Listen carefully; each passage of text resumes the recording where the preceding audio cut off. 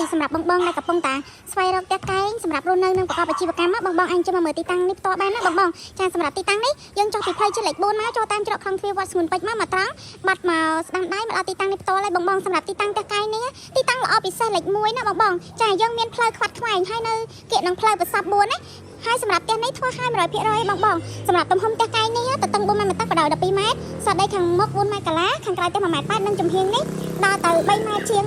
បងចង់បើកអាជីវកម្មលក់ដូរអីក៏បានដែរណាចាបើកជាកាហ្វេហាងបាយអ្វីផ្សេងគឺបានទាំងអស់ចាសម្រាប់ទីតាំងនេះពិសេសខ្លាំងមែនតើហើយផ្ទះនេះសម្អាតរួចរាល់ 100%ហើយបងចាំមកមើលសាឡានបងចូលមុនត្រឹមតែ$4000ទេមានសិទ្ធិខ្លាយជាម្ចាស់ផ្ទះកែងនេះបានភ្លាមហ្មងហើយសម្រាប់នេះចណ្ដាលថ្មម៉ាតឡើងទៅខាងលើចាអាចចោលទេបន្ទប់ទឹកកាច់ធំទូលាយហើយខាងក្រោមនេះចាគឺទូចក្រានឆ្នាំងលើក្រោមគឺ free ជូនបងមួយឈុតហ្មងហើយនេះគឺកន្លែងដាក់ space ដាក់ទូទឹកកកណាបងខាងក្រោយផ្ទះនេះយើងសតដី1ម៉ែត្រ8ហើយចាក៏ថែមជូនស្តេនទឹកនិងម៉ូទ័រចម្រាញ់ទឹកផងដែរណាអញ្ចឹងយើងឡើងទៅមើលជាន់ខាងលើទាំងអស់គ្នាចាជាន់ខាងលើគឺមានសភាពស្អាតធំទូលាយខ្លាំងមែនតើសម្រាប់បងដែលមានសមាជិកគ្រួសារចាគឺងាយស្រួលរស់នៅខ្លាំងចាអញ្ចឹងយើងកន្លែងមកមើលបន្ទប់មេគ្រួសារវ៉ាវធំទូលាយកន្លែងមកមើលបន្ទប់ទឹកក៏ធំទូលាយដែរណាបងហើយក៏ដែរទូកៅអៅទូមេកអាប់អីក៏នៅតែធំទូលាយអត់ចង្អៀតទេណាបងអញ្ចឹងយើងកន្លែងទៅមើលបន្ទប់សមាជិកគ្រួសារសភាពបន្ទប់ទឹកក៏ធំទូលាយដែរ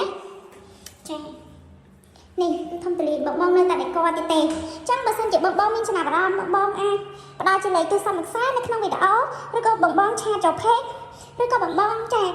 ខលមកខាងនៃទូរស័ព្ទដែលបងដាក់នៅលើ caption ខាងលើ3ប្រព័ន្ធបងនឹងផ្ដល់ព័ត៌មានជូនបងភ្លាមតែម្ដងចាអរគុណ